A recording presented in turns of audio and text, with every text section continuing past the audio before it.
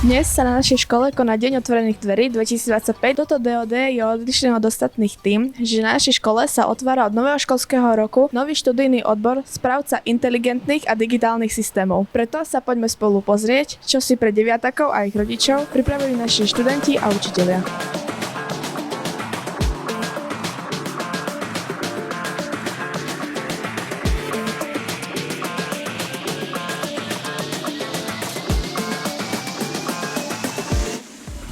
Pán učiteľ, od nového školského roka otvárame nový odbor. Viete nám o ňom niečo povedať? Áno, samozrejme viem, takže bude sa otvárať nový progresívny odbor a to je správca inteligentných a digitálnych systémov. Tento odbor bude pozostávať zo 4 základných pilierov. Je to programovanie, kybernetická bezpečnosť, internet vecí, inteligentné siete a digitálny podnik. Momentálne sa nachádzame v učebni kybernetickej bezpečnosti a práve táto časť bude vlastne podporená touto novou učebňou.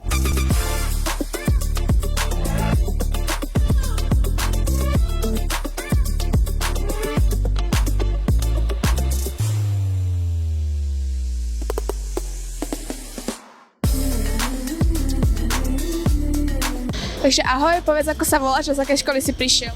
Volám sa Samuel a prišiel som z Kežmarku z doktora Daniela Fischera. Páči sa ti na našej škole zatiaľ? Hej, A prišiel by si ku nám študovať? asi hej, podľa toho, jaký odbor, ale ešte musím porozmýšľať nad tým. Dobre, ďakujeme.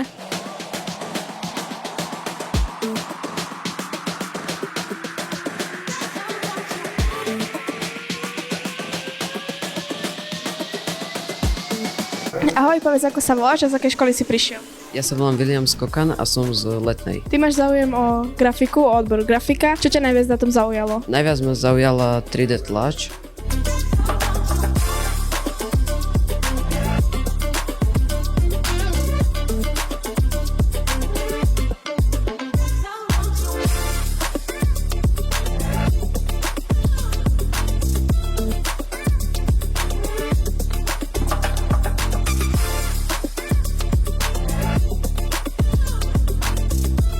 Čaute, ako sa voláte a z akej školy ste prišli?